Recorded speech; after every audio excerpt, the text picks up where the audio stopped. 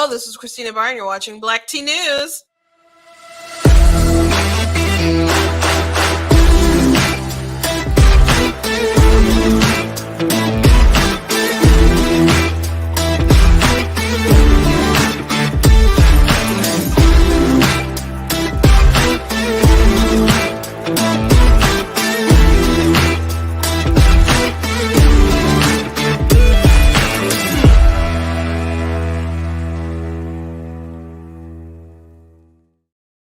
Hello. Welcome to Black Tea News. I am your host, Christina Barr, and today we're going to be talking about Elon is now officially in charge of Twitter, which I guess I should have waited for my Elon meme today, but he's officially in charge. He's at headquarters today, so we'll talk about reminisce on the cringe and what's going to happen going forward, or what people are hoping that'll happen forward, and will things actually really change. Also, the New York Post has been hacked. I'll show you a few of those headlines. Are pretty awful.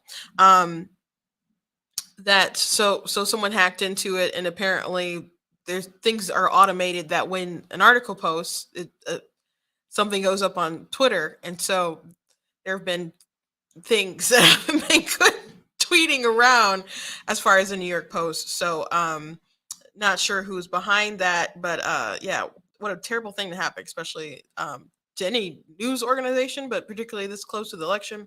Also, the media is continuing to shill for Fetterman, and the fact that he's not up to the task. He's a bad candidate anyway, and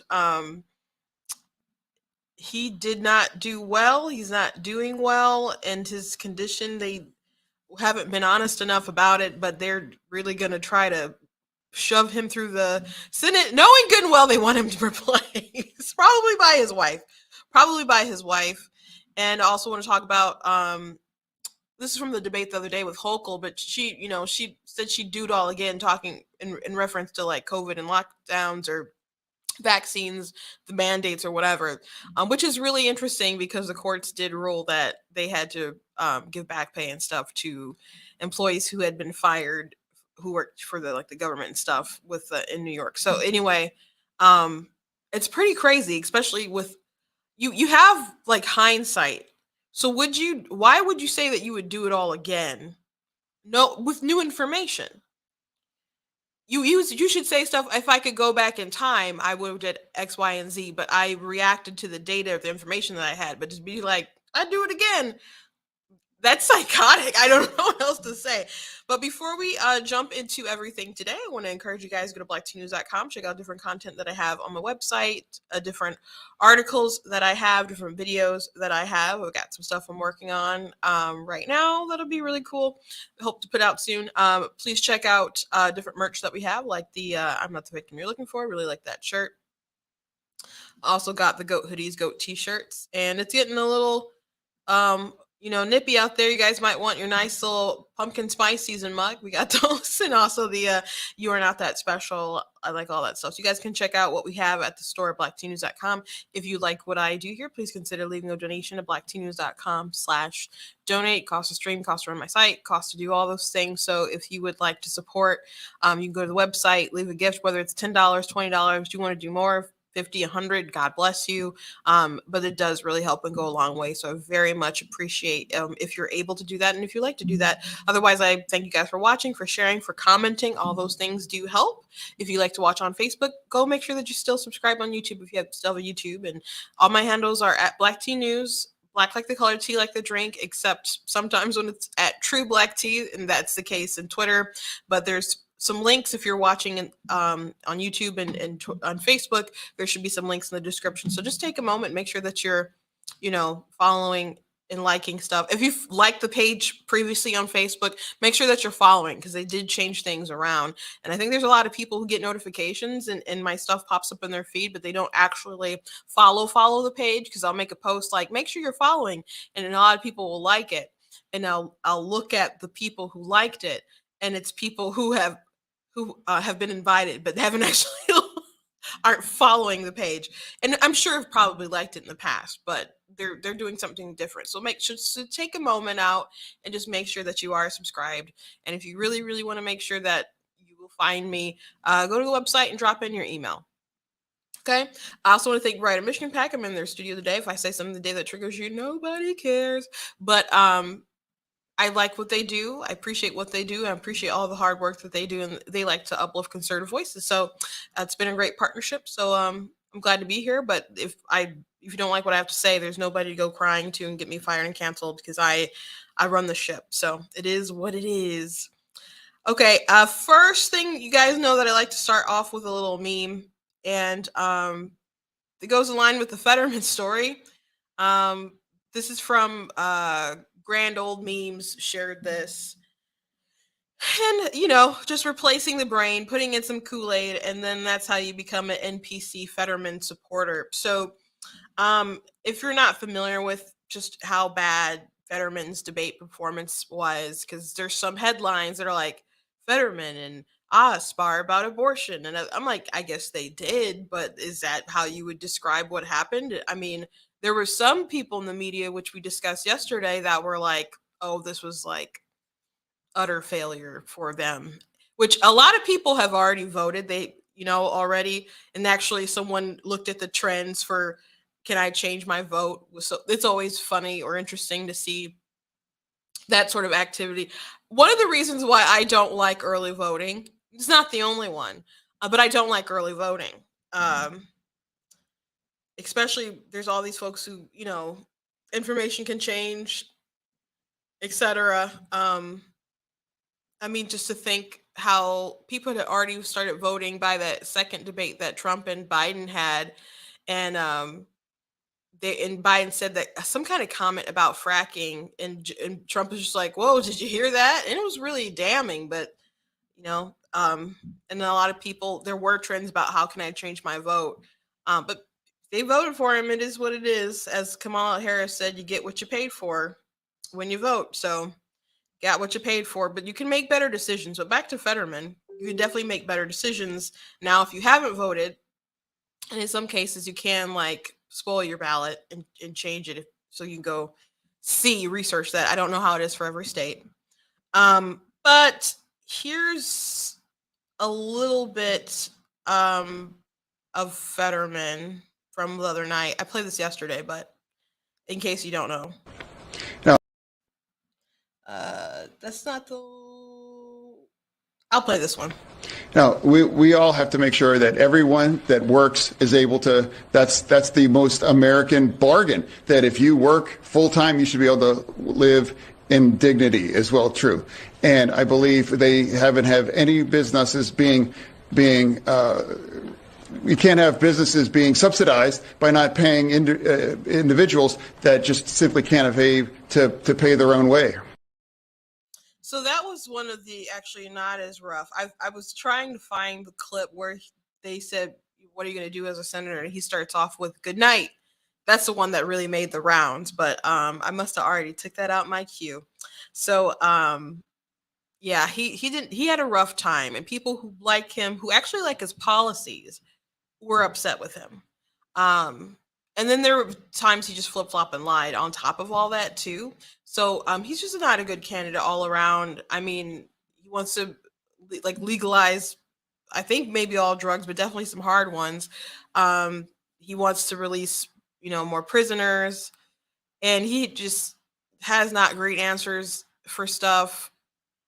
I mean, he's trying to paint Oz like he's some kind of rich boy, and he is a rich guy. He's a TV doctor, and he's a carpetbagger too. But Fetterman, he's lived on family money, and basically been a bum himself. I mean, he's done political stuff, and he was a mayor and wasn't a great mayor. And as mayor, that's when he chased that black guy with a shotgun. So there's all sorts of problems with Fetterman. I don't know how he ended up being the lieutenant governor, but I don't understand how,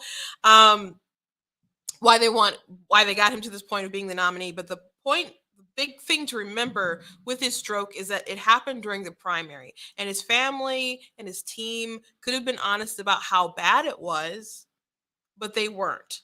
And there was a reporter couple weeks ago who had a conversation with Fetterman, an interview, and they talked about some of his issues, and a lot of other blue check mark verified people started attacking them. His wife, Fetterman's wife, demanded an apology. of a media member for just reporting something that was obviously true. And now everyone can see that, hey, this person was actually probably right or was right. And but that's just an outrage mob just trying to cover for Dems because they believe democracy is at threat here. So there's actually an opinion piece by in MSNBC on Fetterman saying why he should be able to serve.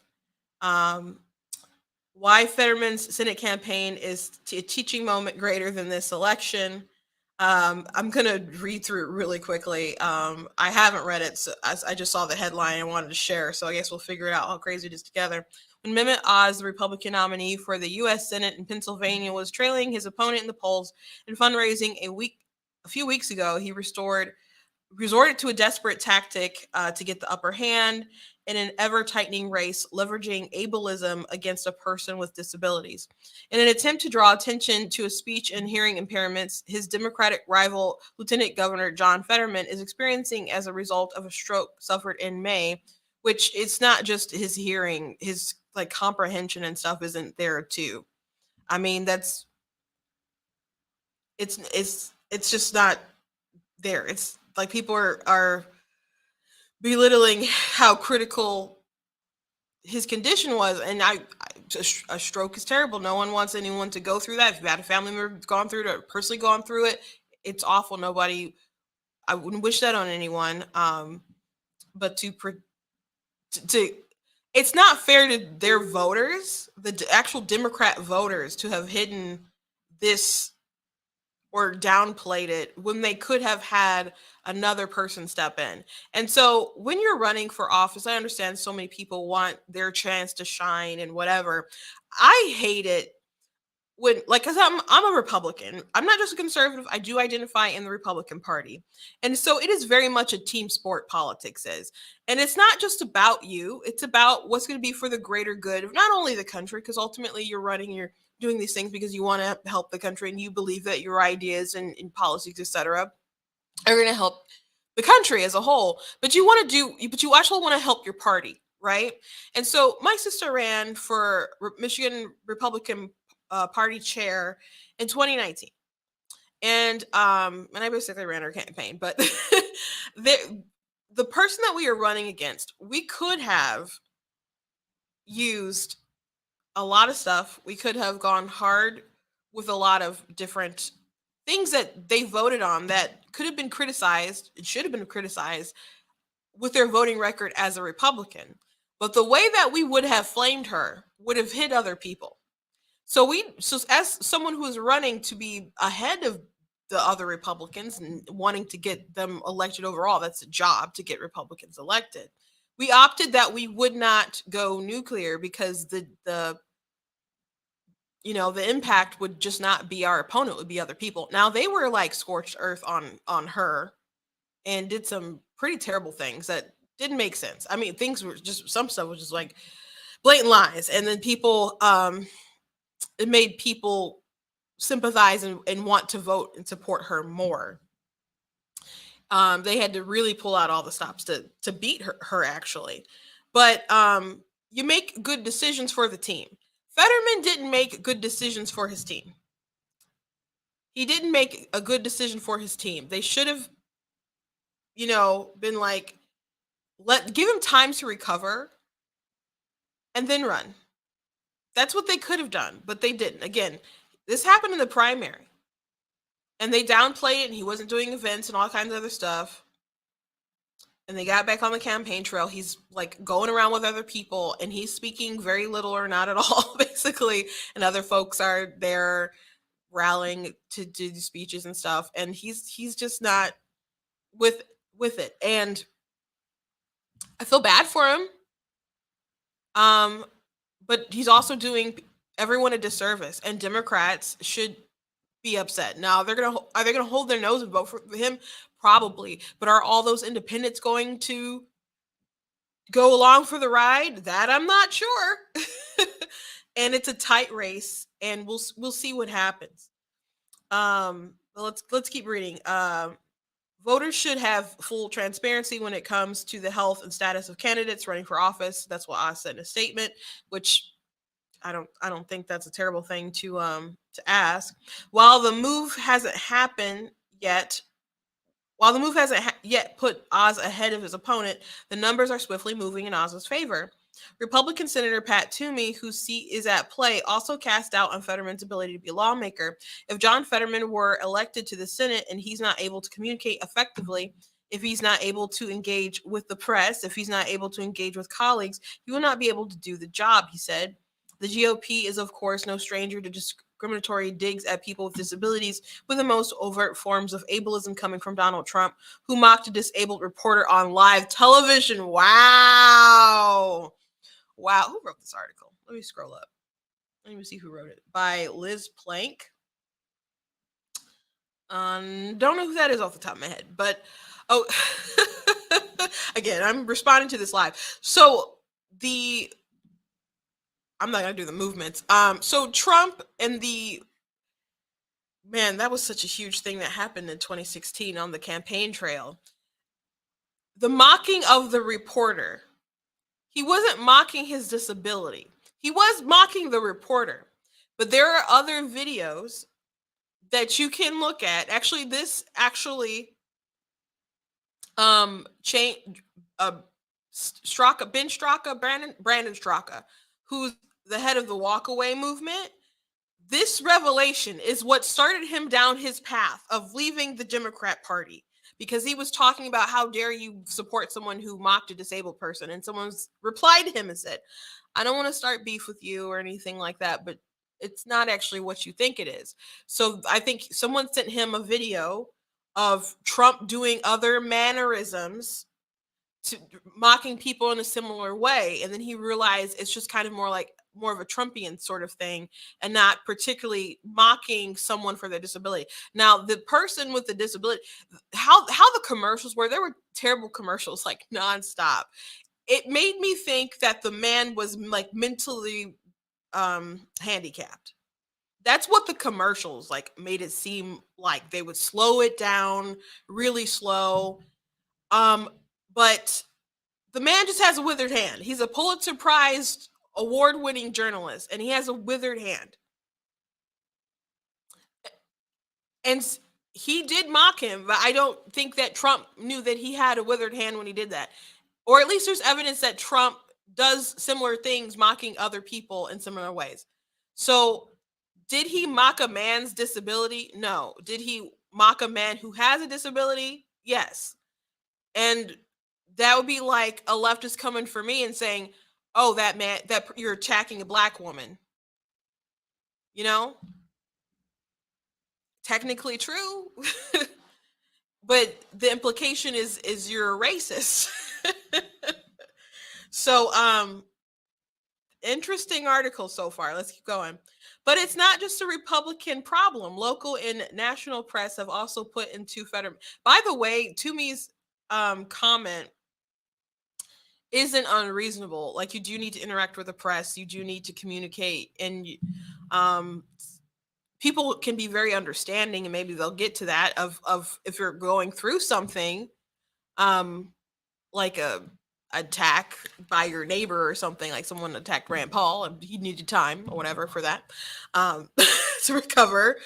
But he's going to a job, not being able to put in his 100, and he hasn't been able to put in his 100 in the campaign trail. That's another way that he has done a disservice to Democrats who it's a competition, it's a race. You have to be able to run it. And he hasn't been able to give his all and be at 100%. And again, that's unfortunate. But he's just not doing his side any favors. And if you're a Democrat, again, I respect you're probably going to vote for him, but he did you no favors. He's the bad guy of the story. Local and national press have also piled onto Fetterman's since Oz's rebuke. Both the Washington Post and several other newspapers boards have drawn attention to his condition and demanded that he face his opponent or explain why he won't participate in more debates. Since returning to the campaign trail, Mr. Fetterman has been halting his performances. His stammers appears to confuse, keeps his remarks short. He has held no news conferences, the Washington Post board wrote. Those things are true. Are journalists not supposed to report things that are true?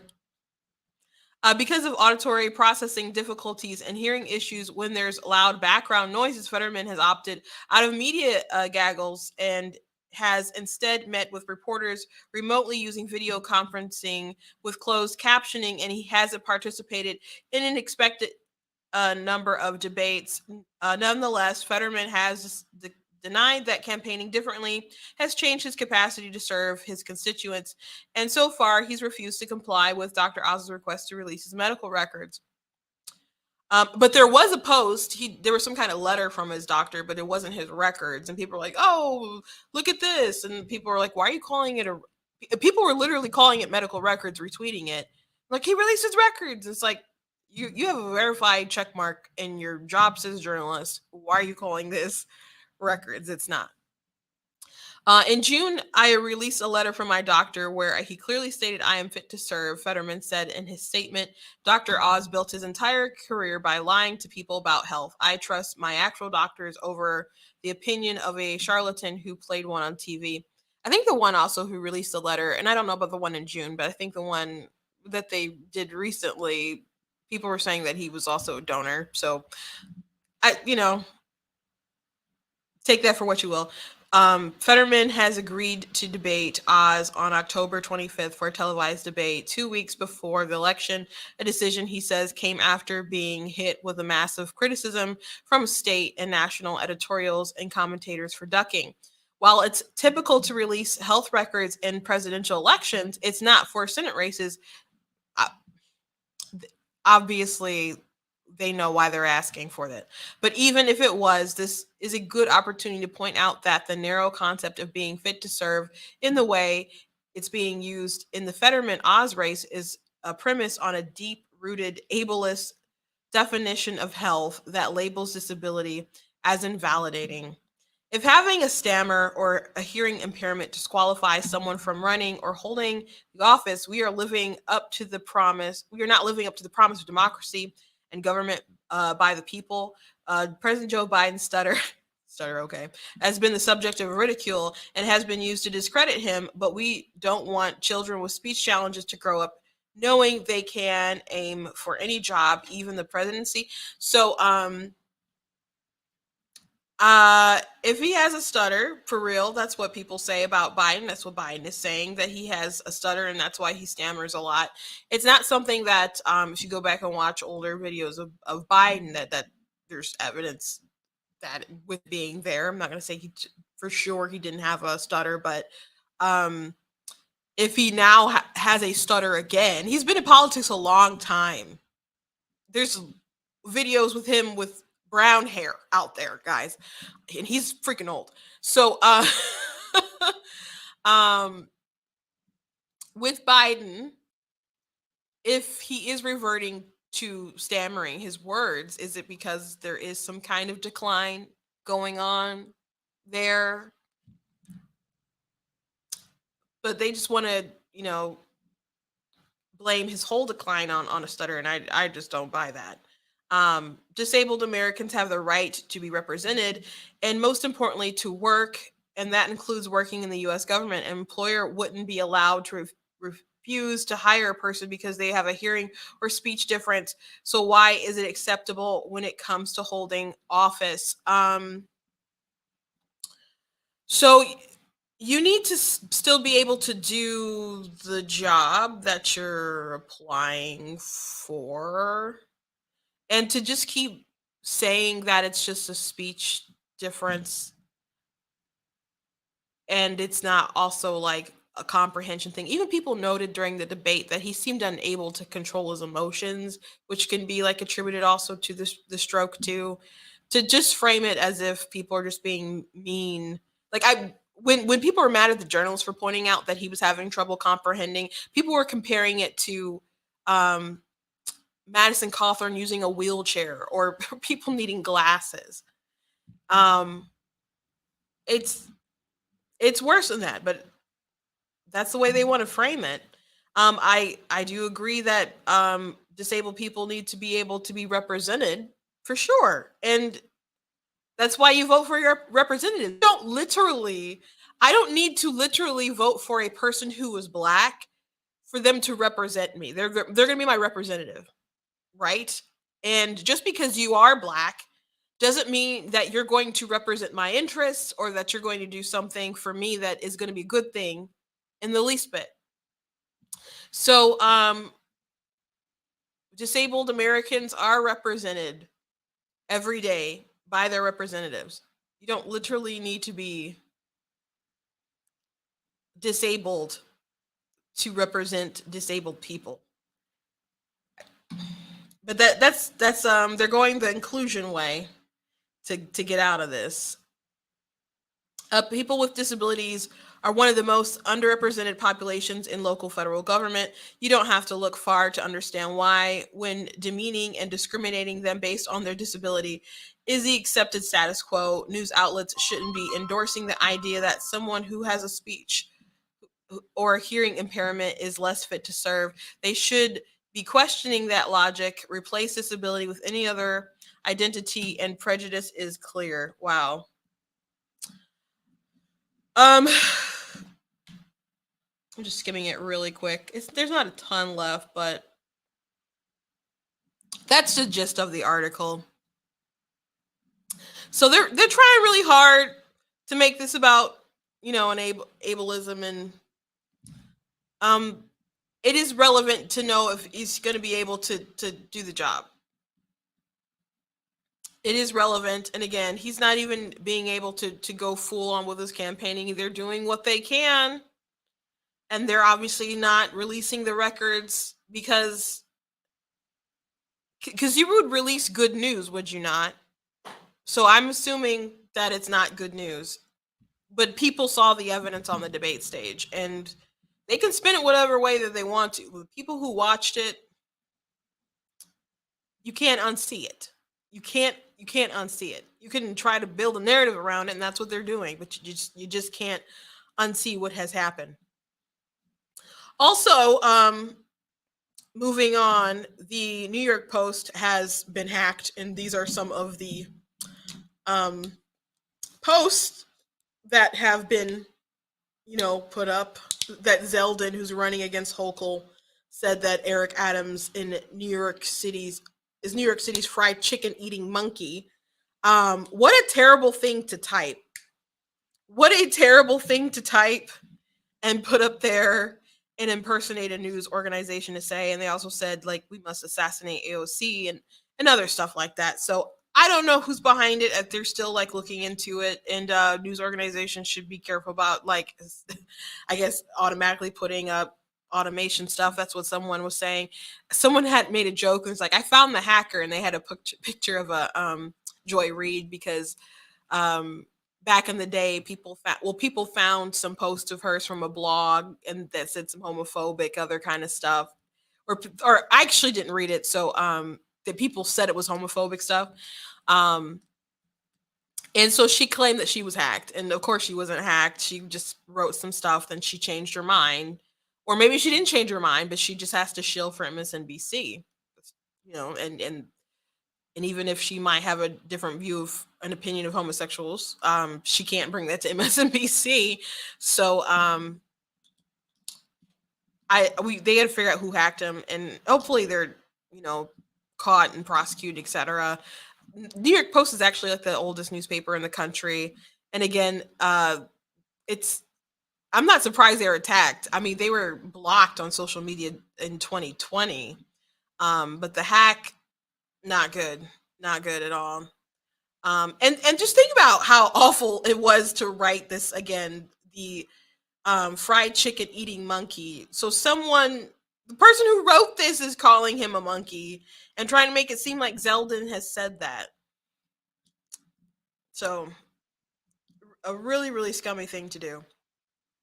Speaking of Zeldin, and who's the opponent of Hochul, There's something that she said yesterday, Hochul, at the debate that I wanted to draw attention to. You've been an election denier, a climate change denier. You and Donald Trump were the masterful COVID deniers. We are dealing with a real crisis. And the more people get vaccinated, get those shots in arms, and I would do it all over again what I did last year, that mandate for healthcare workers.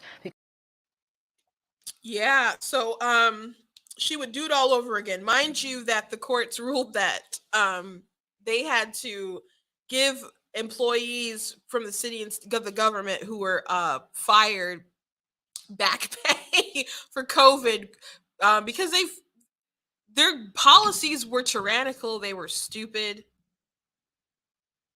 they weren't following the science. The passports were ridiculous, like the vaccine passports. Certain places in the country you couldn't go anywhere in some of these big metro cities.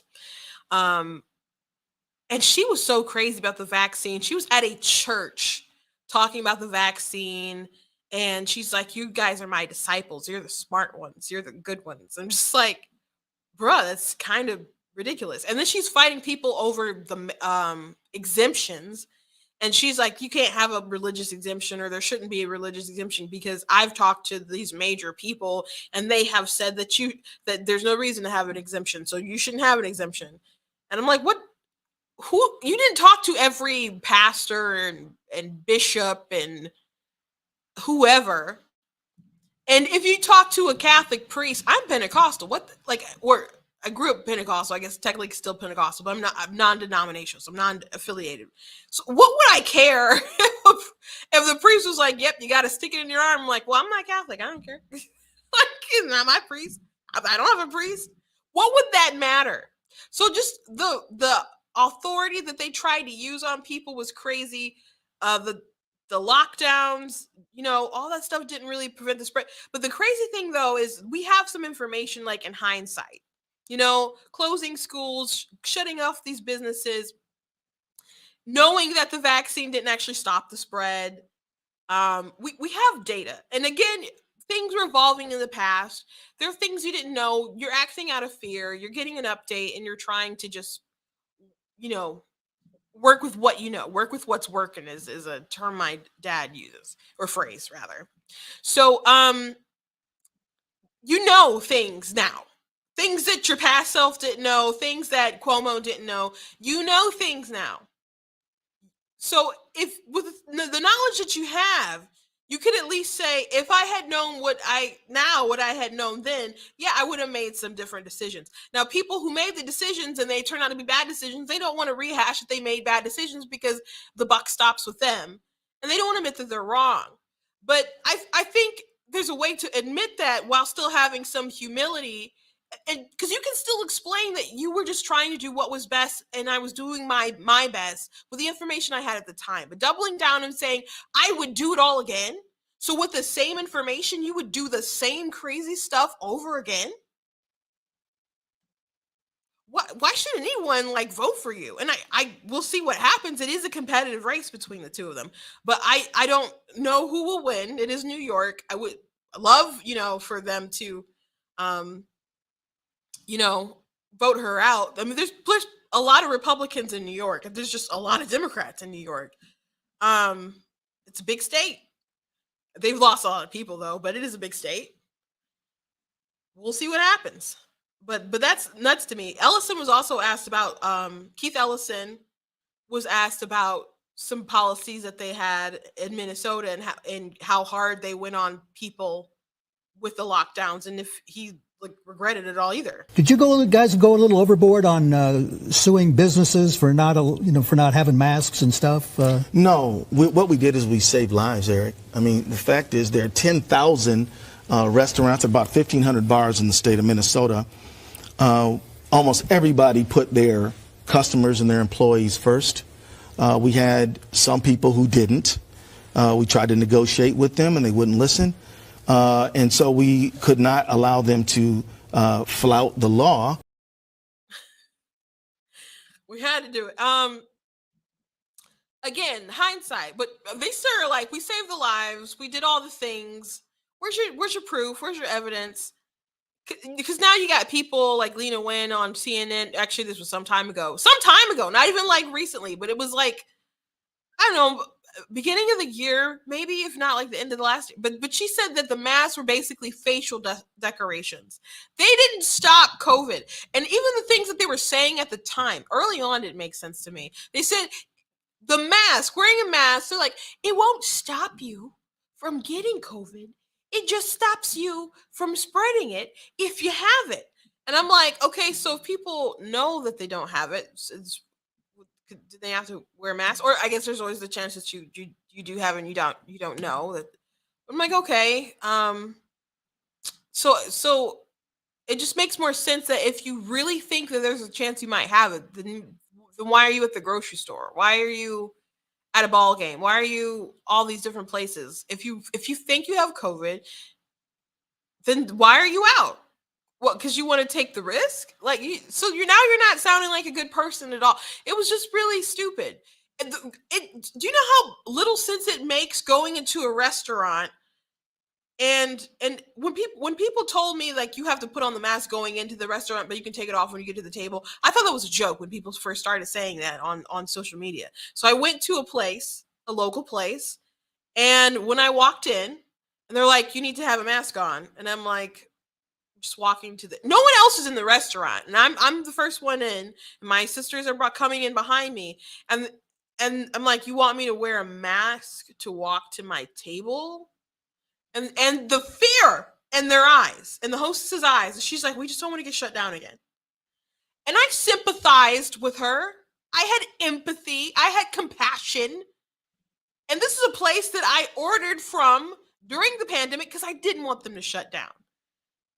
And our governor, our evil governor, Gretchen Whitmer, pitted people against one another, pitted businesses against their employees, their customers, etc. So I didn't want to be any more of the drama. I didn't want to be the drama. But my eyes were bucked, and I just put the mask on, eyes bulging like, I can't believe you're really making me do this. And I walked a couple feet to my booth, and then I removed my mask. Now, was that scientific at all? In the least bit? No. But those are the sorts of things that these people made others do during the lockdowns and the pandemic. And of course, Hochul was tyrannical with the jab, and just because they wanted them to comply. It wasn't because the science dictated that. It was because they wanted people to comply, like especially like the work mandates didn't make any sense. So to have all the knowledge now that all the things that you did, I can understand the experts are telling you this, and if they're saying, hey, you got to lock down, which a lot of that stuff was political. But if that's what they're saying, lockdown, I can understand being like, I did what was best with the information that I had at the time. But to still be like, now we had to, bust them at the kneecaps and other stuff like that, knowing that, again, stuff like the vaccine masks don't really work. When people buy those surgical masks, like they say on the box, they don't stop COVID. The masks don't work, and that the vaccines don't stop spread, and that Pfizer apparently didn't really test it thoroughly to even consider that a factor, I guess. To know that information is out there and still be like, yep, we are angels, is bonkers to me. I think humility would go a long way, in my opinion. In my humble opinion, humility would work better for me. Like if Gretchen Whitmer, like they're asking her about her policies and COVID and lockdowns, knowing that you had all these elderly die, which the policy didn't make sense in the first place with the elderly in the nursing homes, other than like for nefarious reasons. There weren't good ones. But to still be like, when she was asked about it at the first debate, not the one that happened on Tuesday, she's just like, "What are the things what are different?" Yeah, but she wouldn't elaborate. She just kind of tried to brush it off really quick. And I think that again, humility would have gone a lot better and longer with I mean, I'm not going to vote for her anywhere, but in my opinion, independents, because it's true that, or even some Democrats, moderate Democrats, maybe, because it is true that Tudor has gained some ground. Because I was like the Taft-Gillard poll, and again, I'm probably not saying that right, but you know what I'm talking about. That has them now within like a half a point. That had them before at like 6 points, which was way closer than everyone else was saying at the time in the different polls that were coming out. But if Whitmer was it, basically there weren't any undecideds in that poll. So I'm just like, if Tudor's gonna gain ground, she has to like literally change people's minds. It's not people like, oh, it's tossed up in the air. It was people who they're already gonna vote for her for Whitmer, and apparently she's doing that. So I think if Whitmer had a softer approach and more humility after being so harsh and cruel, honestly, to people, it it it would work better for her. It really, at least I think it would. Last thing I want to address is that Elon Musk is now over Twitter. He was in the HQ, and there are employees. Allegedly, he's going to get rid of like 75% of the staff, and which I can't blame him because so many of them are whiny babies, and they obviously have ideology, and that has helped them to dictate to be cruel as far as like how they dictate policies or enforce them. Um, but also some of them have said some wild things about Elon. And I'm like, if this guy's gonna buy the company and be your boss, why are you like saying stuff publicly? Why are you crying at work? Why are you doing things like that in the least bit? That's just really crazy. But Elon Musk did release a statement. He just wanted to advertisers to let them know that his goal of taking over Twitter is to not to make it be some kind of crazy free for all place, but he wants to make sure that it's a place where people can be able to have dialogue.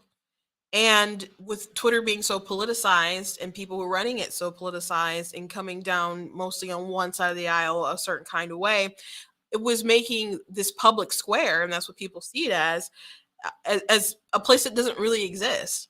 And he didn't want to be one-sided. So he says he wants it to be inclusive, and people can choose to have whatever kind of interactive experiences what they want.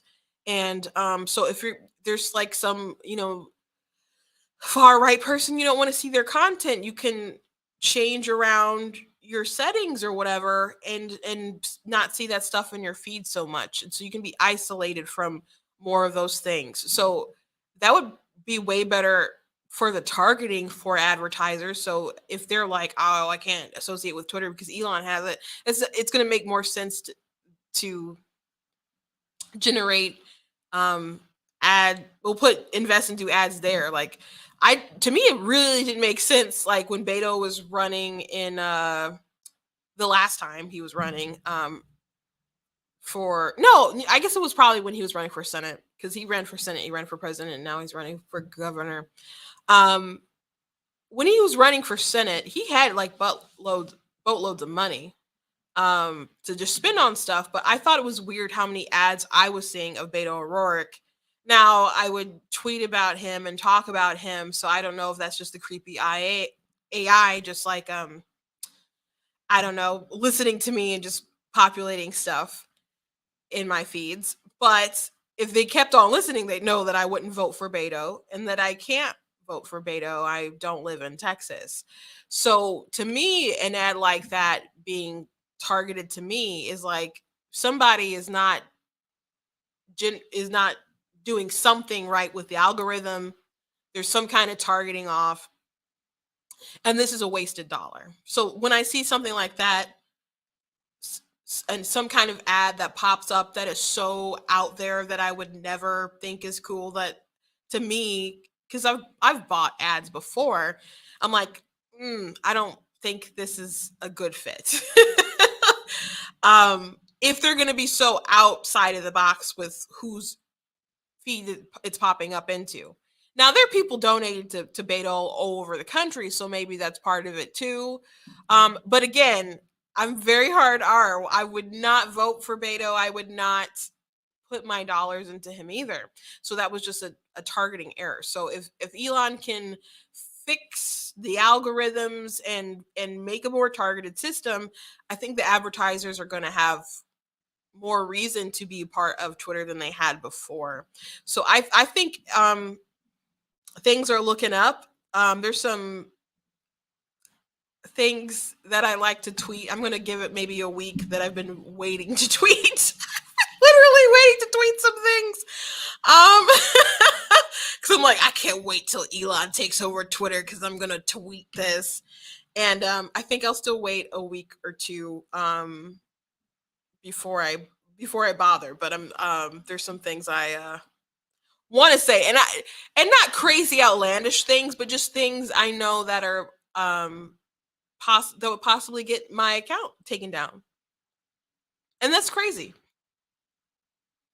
It's not like I want to go on a crazy like Kanye rant or something like that, or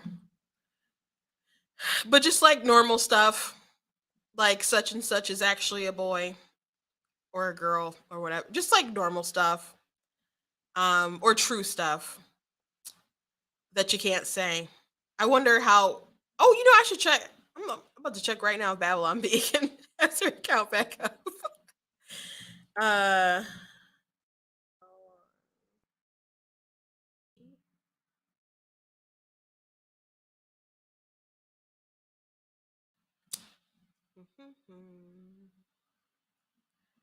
Not that I see. Dylan is actually coming to my state tomorrow. I want to go see him. He's not even like popping into my search right now. Not sure what's going on. But I don't know, I'll give you guys an update with that too. But it's really awesome that Elon says that he wants to do something better for the world, and that's why he bought it, especially like after they locked out like the Babylon Bee for posting something that was true. For those of you who don't know the backstory, Rachel Levin got like, who's our assistant health secretary, who's a man, he's a trans woman. He's a man who believes he's a woman, identifies as a woman, and he had won like Woman of the Year or something like that. So Babylon Bee posted something that said Rachel Levin is the man of the year, and they got locked out. So they decided, you know what, we're not going to take this post down, because they were like, you can take the post down and you can have your account back. And they're saying, we're not going to take this down because it's true. And even to get the account back, if we just can't use it, we just can't use it. But we're not going to delete something that's true. And I think it's really amazing that they do make you take down the post, because if something is that offensive, they can just take it down themselves. Like with TikTok, you get flagged, they take it down, and then, or not like immediately take it down, but they're like, it's kind of down, and then you're like, you appeal it, and they might post it back up and accept the appeal, or if they don't, it's just going to be blocked. You can't download it.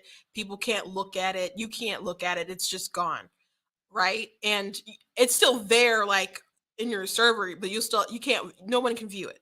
So you can delete it yourself. And I heard it's better that you just delete stuff that I used to keep them as like a scar, like I was right and you took it down, but it's still here anyway. But from some people said that it's actually bad for your account and your views and clicks or something if you keep that stuff. So I did ended up deleting it.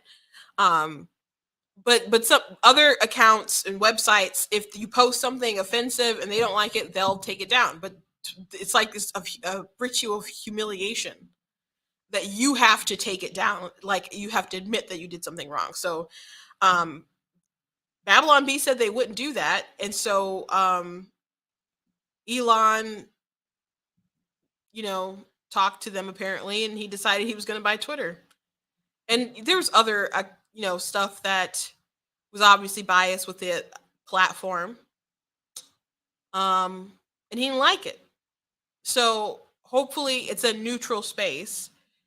now, and it's not just like the playground for the leftists who are journalists and really want their team to win. Everybody wants their team to win, but we can at least have dialogue and conversations and have a little more fair ground.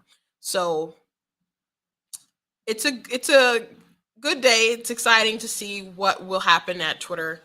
And I have not been able to look at all the meltdowns, if there's many meltdowns, but it's been going on for a long while now. So hopefully people have already melted already. But Elon now owns Twitter and looks to make a profit. So something else, someone tweeted at Elon Musk saying like, how about also some revenue that can be generated for your high content, people here on here, content creators. And so Elon said that was a good idea. So there's probably going to be some good opportunities back on Twitter and make it more of an app that people like to really go on. The app that I interact with the most, which is probably not the grade. I think Facebook actually, I'm probably the most active right now. The engagement on my page is really, really good. And there's some good conversations that happen.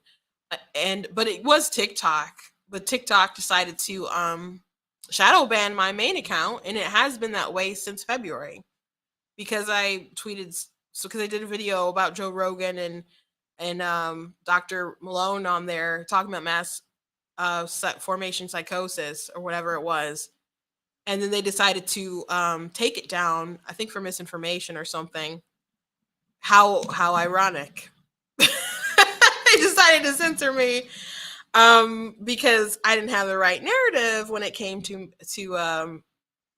their, it's not mind control, but my manipulation, I guess you could say. How very interesting indeed.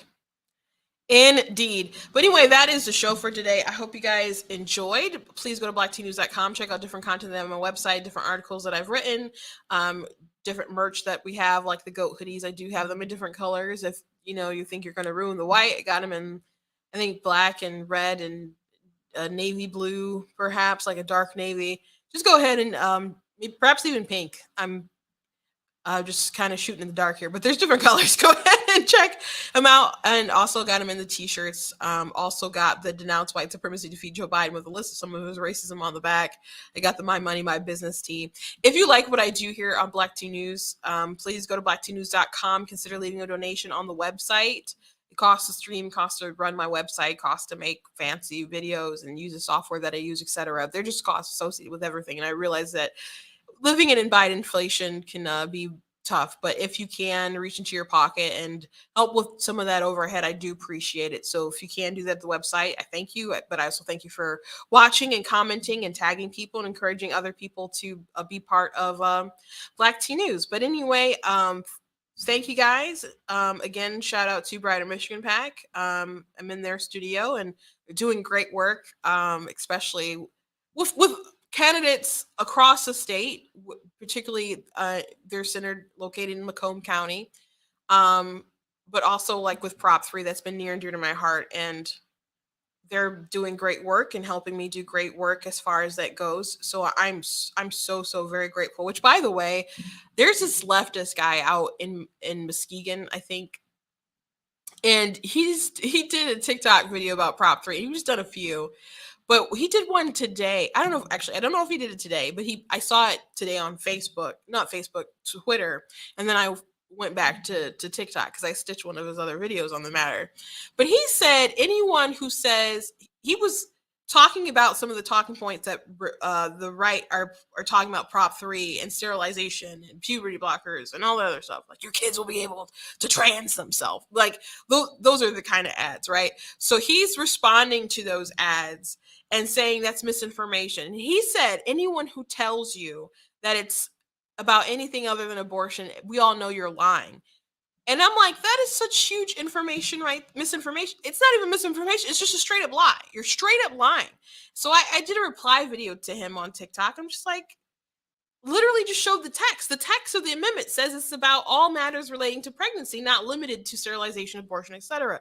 So I just, it's so egregious to lie like that. Like, it's one thing to believe that people are exaggerating or conspiracy theories, which, you know, you got to be careful about those conspiracy theory people, because when Prop 8 passed in California, and that was the ban on gay marriage, people were upset about, the religious right rallying people against it. They were, or for it, I'm sorry. They were, I don't know how much they dogged on minorities, but 70% of black people were like, nah, we're cool. We don't, or yes, we want to ban gay marriage. But it wasn't just them, it was also Democrats who decided to vote for the ban as well. And that's because the opposition, I mean, the people for the proposition who wanted the ban, they had ads airing saying, if you vote for gay marriage, then they're going to teach gay stuff to your kids in school. And the Democrats are like, that's ridiculous. Now, I'm not bringing this up for you to go homophobic in the comments or something like that. I'm bringing this up because they said it wasn't true. And it's obviously what happened. It's obviously what happened. Not only that, you have people in California, teachers who have secret LGBT groups who recruit students and then try to have strategies so the parents don't find out there in these clubs. You're like, well, it's not actually an official club, so we don't have to keep an official log. Therefore, if a parent asks if they're part of this club, we can say, well, we don't know. And then they're like, we can teach other teachers, even in conservative areas, how to do the same thing. And there's all these teachers crying because they can't tell their kindergartners that they're trans. And that's how far we've gone now.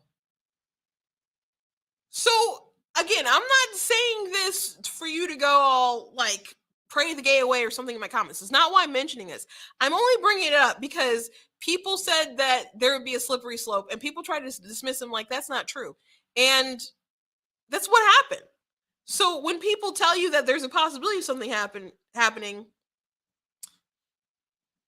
people will take it. You give them an inch, they'll take a mile. So I just wanted to leave you with that thought before I left. God bless you guys, and I'll see you tomorrow.